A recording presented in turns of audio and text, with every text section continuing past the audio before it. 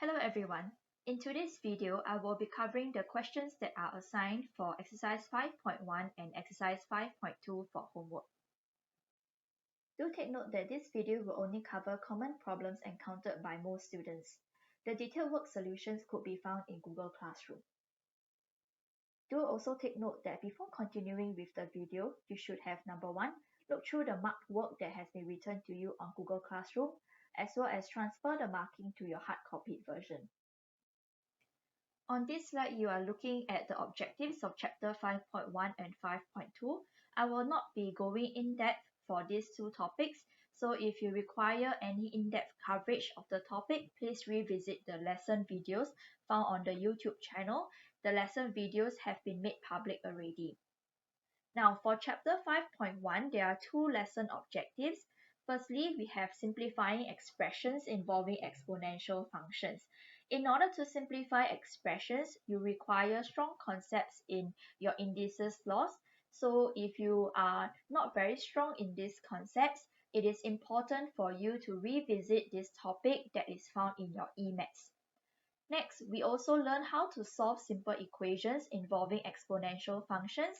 And the two different methods that were being taught in Chapter 5.1 is to first solve by equating exponents and next by substitution. Now, going on to Chapter 5.2, we will be looking at two lesson objectives as well, which is on sketching of graphs and also to use exponential functions as models. That will actually mean that we are looking at problem sums that involves exponential functions. Let us first take a look at Chapter 5.1 from your textbook, page 100 to 101. Okay, so in question 9c, the question has asked to use appropriate substitution. So we want to take note of that because that is a clear hint. And we would like to solve this exponential equation over here. Okay, so of course you may be able to use the otherwise method if you are aware of any. But let us just focus on the hint given in the question, which is to use appropriate substitution. Okay, so there are two terms that actually involve something with an exponent, meaning a power. That is my 9 to the power of x plus 1 and 3 to the power of x. So you need to draw a link over here and observe that 9 can be re-expressed as a base of 3. So I can write it as 3 to the power of 2 bracket x plus 1 plus 1 equals to 10 bracket 3 to the power of x. At this juncture, I would like to also emphasize on the importance of handwriting. Okay, I noticed that a few of you have inconsistent signs in handwriting, hence you get yourself confused in saying that maybe the plus 1 as part of the exponent itself. Okay, so moving on from here, okay, I will write it as 3 to the power of 2x plus 2 plus 1 equals to 10 bracket 3 to the power of x. For 3 to the power of 2x plus 2, okay, I can actually break it up into two parts over here, which is 3 to the power of 2x times 3 to the power of 2. This is based on our understanding from indices laws. Okay, so 3 to the power of 2x could also mean 3 to the power of x to the power of 2. 3 squared is none other than 9. So we will be getting this. So we notice that we have 3 to the power of x. Okay, so what this means is that to facilitate our writing, okay, we can let u to be equals to 3 to the power of x, and we get u squared times 9 plus 1 equals to 10u. Right? In other words, I can write it as 9u squared plus 1. Bringing across the 10u, I will have minus 10u equals to 0. This is none other than a quadratic equation which we can solve by factorization, and that would give us 9u minus 1 times u minus 1. Alright, so therefore I will see that u is equals to 1 over 9 or u is equals to 1. Okay, now at this point I would like to emphasize on the importance of writing your factorization step. I do notice that there are a few of you who don't write this part. Okay, it is a crucial step to show us how you actually end up solving this quadratic equation. So please make sure you write the way that you choose to solve, right? Then I also want to emphasize on this part, okay? There are some of you leave your answers as u equals to 1 over 9 or u equals to 1, okay? But the question is asking you to solve this, which is to find the value of x, okay? So stopping at finding the value of u doesn't answer the question at all, alright? So I hope that it is just a careless mistake that you can correct, okay? So u being equals to 3 to the power of x, 3 to the power of x is equals to 1 over 9, otherwise 3 to the power of x equals to 1. Because we understand that 1 over 9 can be re-expressed as 3 to the power of negative 2, and 1 can be re-expressed as 3 to the power of 0. So by equating the exponents, okay, we will see that x is equals to negative 2 or x equals to 0. And that is how we achieve the answer. Moving on to question 9e, we are also trying to use appropriate substitutions to solve an exponential equations. Okay, if you are already familiar with what I have just gone through in question 9c, maybe you like to take a pause and try to work this out on your own, okay, before you proceed to look at how I end up solving this. Now, with this equation, okay, many of you are able to simplify the square root of 9 to become 3. So you can tell me that 3 to the power of 2x minus 3 to the power of x plus 2 equals to 3 to the power of x minus 9. Okay, so similar to question 9c, 3 to the power of 2x can be rewritten as 3 to the power of x to the power of 2. And 3 to the power of x plus 2 means 3 to the power of x times 3 to the power of 2. So I see that in this question, we have 3 to the power of x across. Okay, so I will let u equals to 3 to the power of x. Please write down clearly what are you letting u to be equals to, or whatever variable that you choose. So some of you chose a to be equals to 3 to the power of x, or y equals to 3 to the power of x. That is also fine. But do write down clearly the substitution that you have chosen to use. So moving on, you'll get u squared minus u times 3 squared equals to u minus 9. Okay, to simplify this writing, I will be achieving this. So I am achieving none other than a quadratic equation again. In this quadratic equation, I can actually solve by factorization as well. So that will be u minus 9 times u minus 1 equals to 0. So u equals to 9 or u equals to 1. Similarly, the question is asking you to find the value of x. So making sure that you don't just stop here. We need to find out the value of x by letting 3 to the power of x equals to 9, or else 3 to the power of x equals to 1. Okay, 9 is actually 3 squared. 1 is 3 to the power of 0. Then now we actually equate the exponent. So x is equals to 2 or x is equals to 0. So therefore, this would be the answer.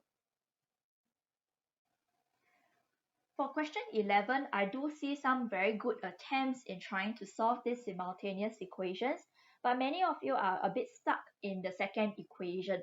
Okay, so because of the algebraic skills being a bit not very strong, okay, so therefore you get a bit stuck.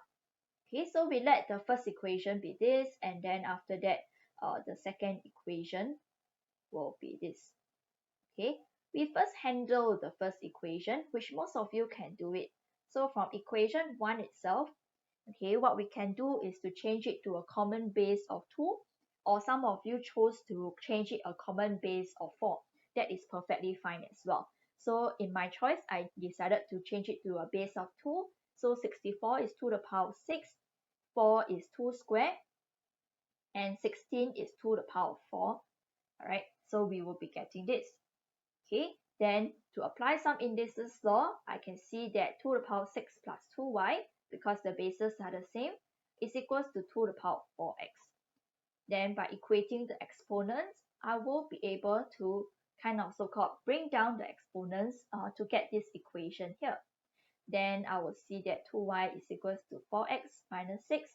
So y is none other than 2x minus 3 when I divide by 2 across. So we will get this third equation. Okay, in most of your homework, for those that have gotten it, who are not able to get the answer, I would have encouraged you to get this equation 3 from the equation 1.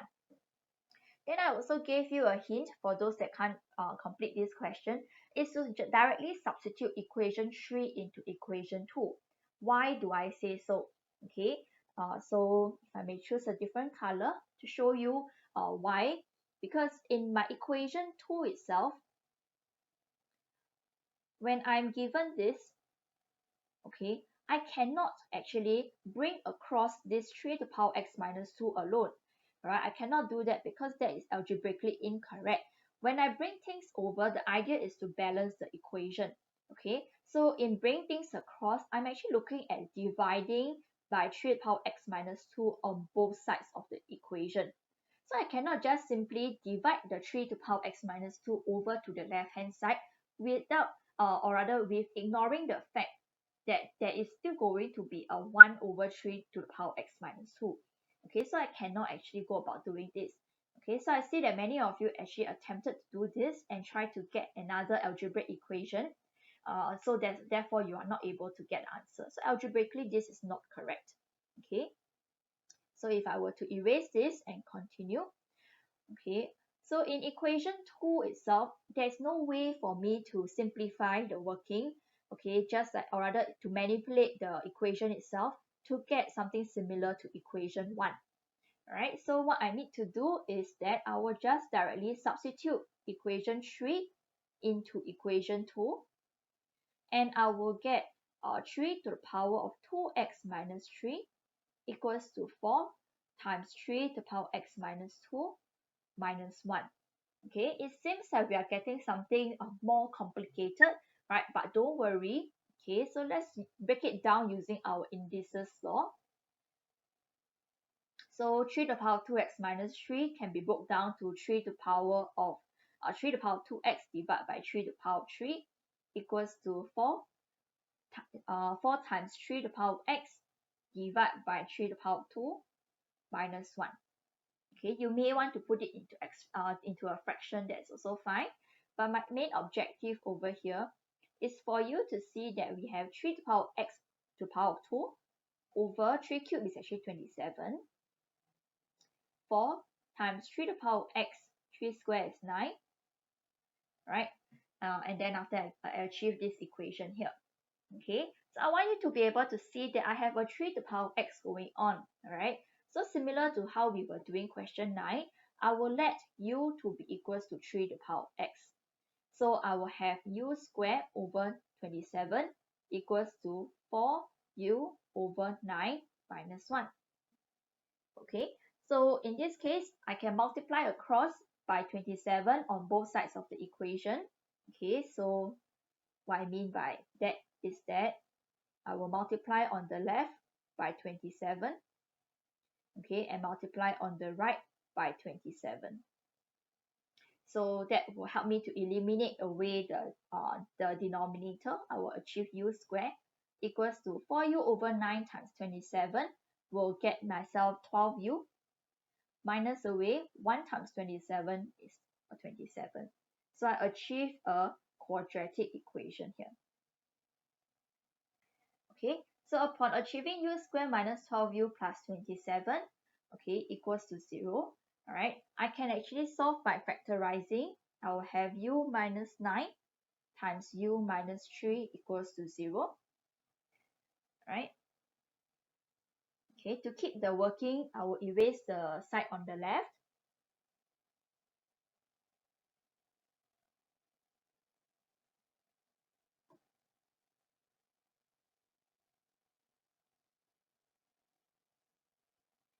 Okay, so with u minus 9 times u minus 3 equals to 0, I will find that u is actually equals to 9 or u equals to 3. Reminder again, we are not trying to find the value of u. In fact, we are trying to find the value of x and y Okay, so u is actually 3 to the power of x.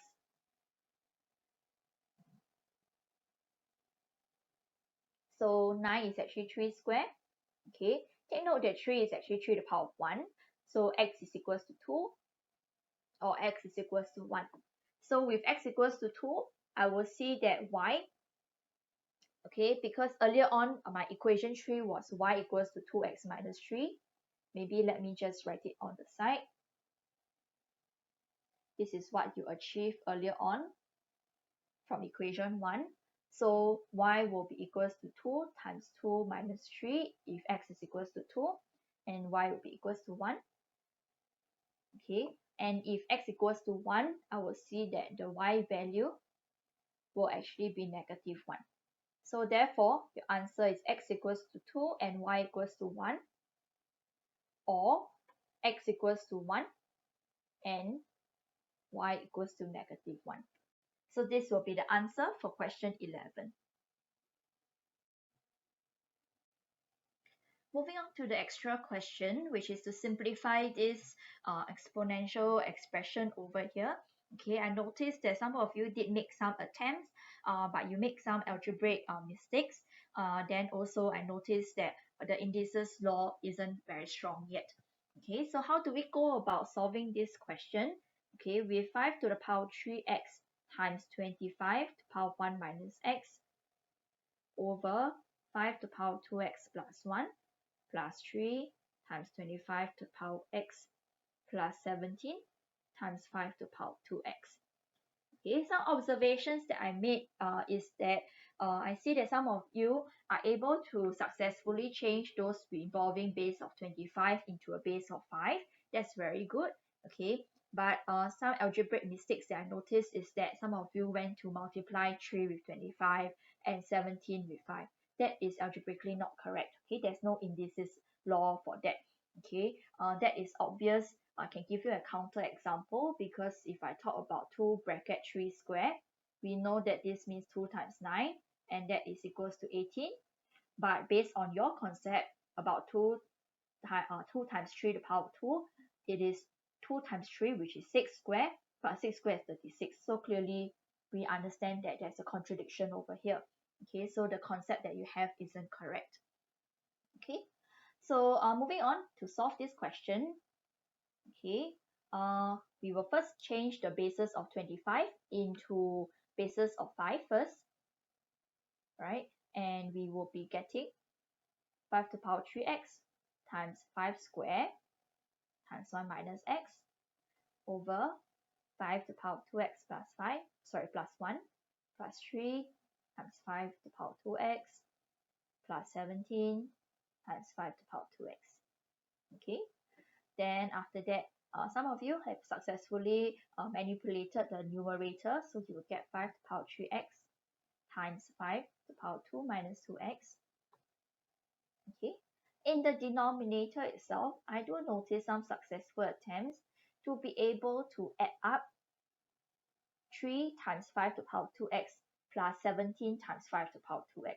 So you are able to see that because I have 5 to the power 2x in both terms, okay, I can see as plus 20 times 5 to the power 2x. So it's like actually factorizing out 5 to the power 2x and then simply add 3 with 17. Okay, so moving on from here, okay, in the numerator, I would actually have 5 to the power 3x plus 2 minus 2x. Okay, and in the denominator, how else could I go about simplifying? Okay, I need you to break down the 5 to the power 2x plus 1, which is actually 5 to the power 2x times 5 plus 20 times 5 to the power 2x. So just like how you managed to achieve the 20 times 5 to the power 2x, right? I can factorize out the 5 to the power 2x in the denominator and add this 5 here with the 20. So I would actually be getting 5 to the power 2x, okay, 5 plus 20, right? That is actually going to give me 25. So if I were to save some space, replace it 25. Okay, and in the numerator, it simplifies to 5 to the power of x plus 2. Okay, and 25 is none other than 5 square. Okay, so I can rewrite that as 5 squared. Okay, so 5 to the power 2x times 5 squared being in the same base, I can write it as a single base. I would have this. Okay, then following on from here, I would be able to combine into the same base of 5 to the power x plus 2 minus away brackets 2x plus 2. Okay, and that simplifies to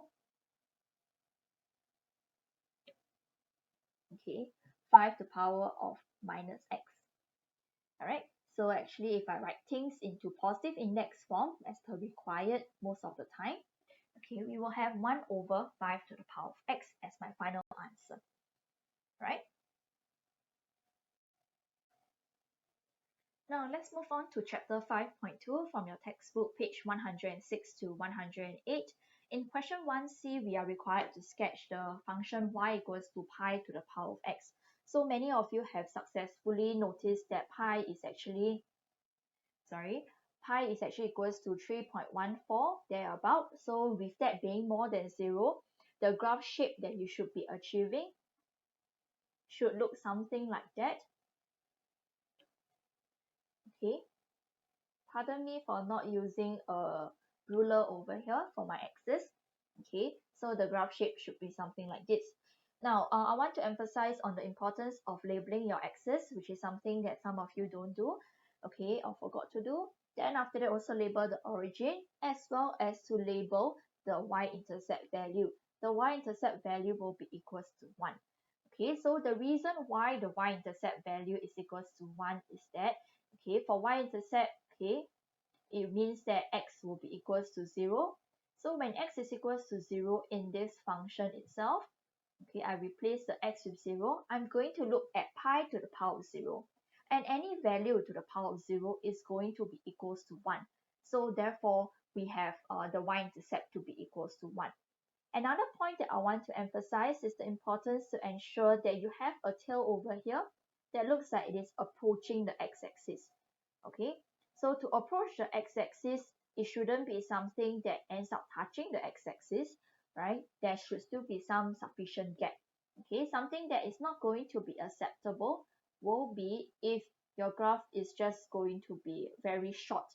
It's a very short tail over here. So this is something not going to be acceptable.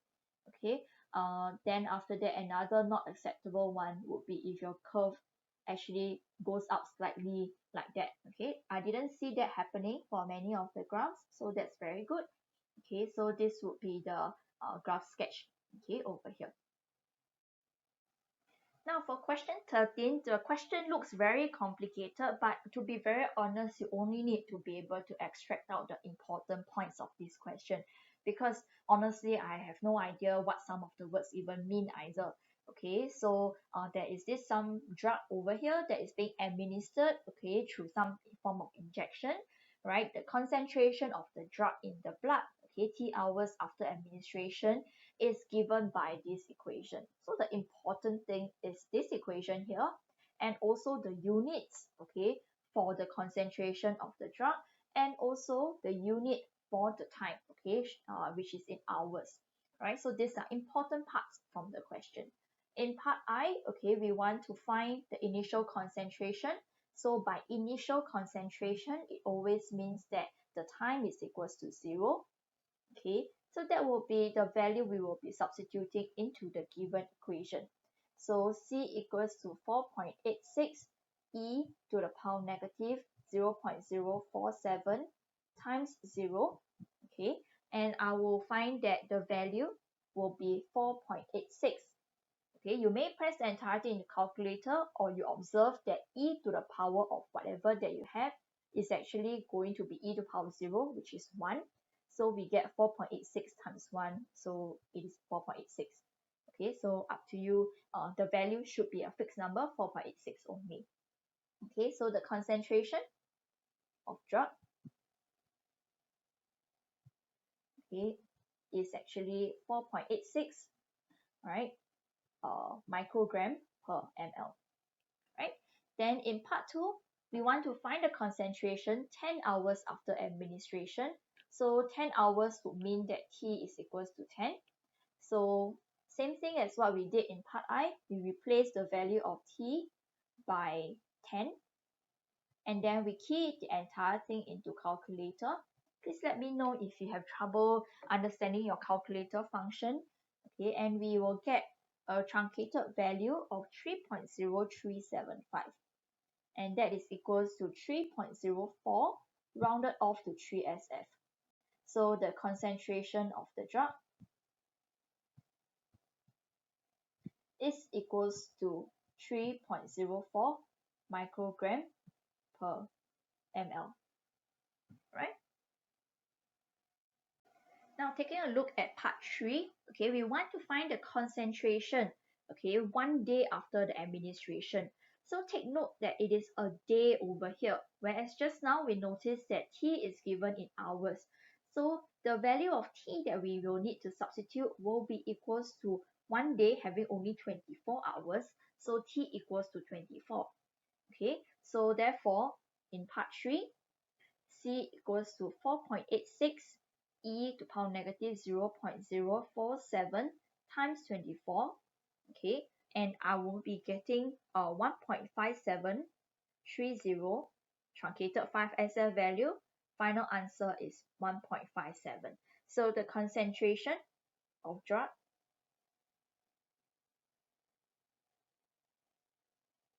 is equals to 1.57 microgram, per ml. Alright. Okay, the important question that I want to go through in this question 13 is actually part 4. So the question asks for stating the concentration as T becomes very large. Okay, I get very puzzled by some of your answers. You're telling me that the concentration gets very small or the concentration gets very large. Right, that is not answering the question, because the question asks to state the concentration, which is expected to be a certain value itself, right? Rather than telling me whether it becomes very big or very small or not. In fact, it doesn't become big or small, right? It reaches a stagnating value itself, all right? So I also extracted out, all right, the working from exercise 5.2 question 16, which I presented in the class in the lesson video itself, all right? So in my working, okay, that I presented, I wrote it in this manner, which I noticed that some of you did write it in this manner as well, which is a very good thing. Right? I just want to also share what is an alternative way in terms of presenting this answer. Now, before I go about doing that, I want to explain the concept again, because I see that some of you aren't really getting it. Okay, so the question says that T becomes very large. All right, so T actually appears over here in the equation. Okay, so when T becomes very large, so whatever that I'm writing in blue over here, right, is going to be necessary in terms of your answer. Okay, so when T becomes very large, I need to see that e to power negative 0.047t approaches 0. So instead of writing approaches 0, you can write it as an approximate sign, okay, approximately equals to 0. Right? So why does this happen? Okay, this happened because I can recognize e to power negative 0.047t as equivalent to 1 over e to the power 0.047t. Okay, so when my t value is going to get very large, okay, so I will see that the denominator itself, okay, so when t value gets large, right, the denominator value is going to be very large. Right, so if I were to think intuitively about fractional numbers, half, 1/3, 1/4, 1 over 5, 1 over 6, 1 over 7, and so on. Okay, if you were to go and find out what are the decimal numbers, okay, I observe that as the denominator gets larger,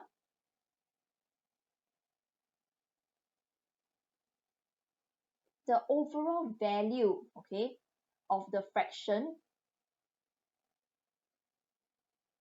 is actually getting very, very small. Okay, so overall value of the fraction, pardon my handwriting, gets smaller. Alright, so it gets smaller and actually approaches a certain value of 0. Okay, I do not need you to tell me what is the pattern or the observation going on. I need you to be able to understand that it approaches the value of 0. Okay, so that is the reason why we are getting this idea over here. Okay, so if I were to erase the things that are in red now, so that I could get some space to continue my working. Okay, what happens next is that since e to the power of negative 0.047t is approximately 0, okay, since c is equals to 4.86 times that value,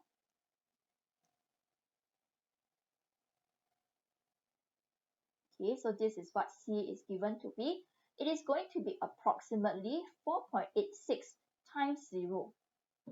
Okay, so therefore 4.86 times 0 is actually equals to 0.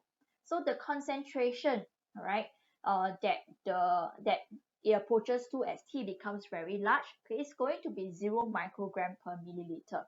So therefore concentration of drug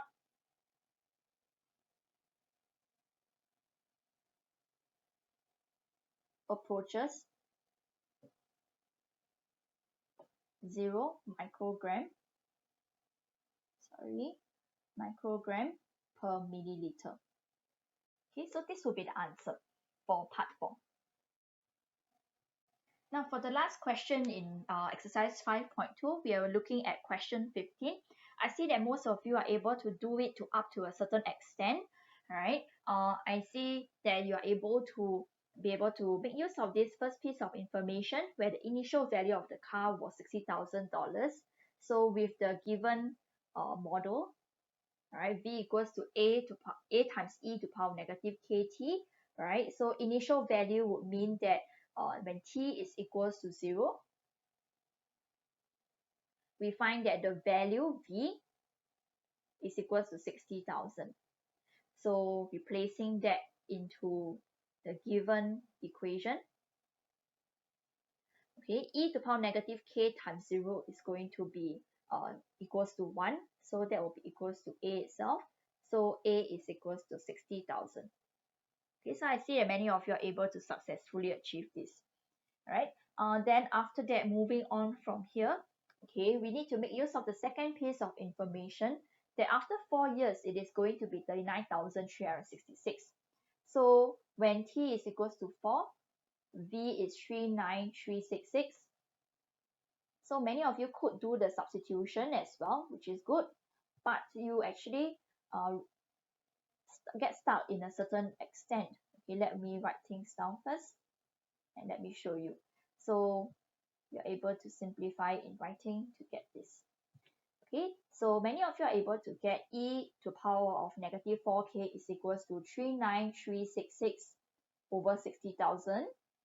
Or if you were to write it in decimal, that will be 0.6561. Okay, or maybe some of you have a simplified fraction. That is also fine. Okay, then after that, most of you actually struggle at this stage already. You give me things like, for example, you divide by 4, okay, and all that. That isn't going to be correct. So in your homework, I would have left a remark to ask you to take the fourth root. Okay, so in case you don't understand what the fourth root means, okay, it is because so e to the power negative 4k, I told you that it is actually equivalent to e to the power negative k to the power of 4 due to your indices laws. Okay, I will get this, right? So because it is to the power of 4, right? Okay, e to the power negative k being to the power of 4, to get rid of this power of 4, I can take the fourth root. Just like if it were to be power of 2, I can take the square root. Or if it is power of 3, I can take the cube root. So the inverse of a power is to take the root itself. So I will take that e to the power negative k is actually the fourth root of 0.6561. And you could press that in your calculator and you will find that e to the power negative k is going to be an exact value of 0.9. Right?